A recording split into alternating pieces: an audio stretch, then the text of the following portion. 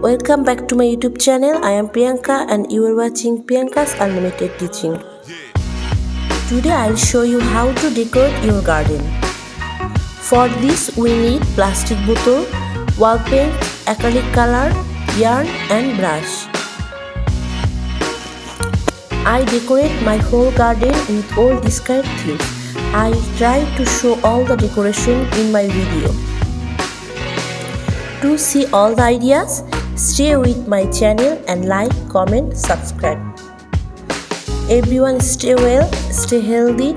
I will come again with the next video. Bye.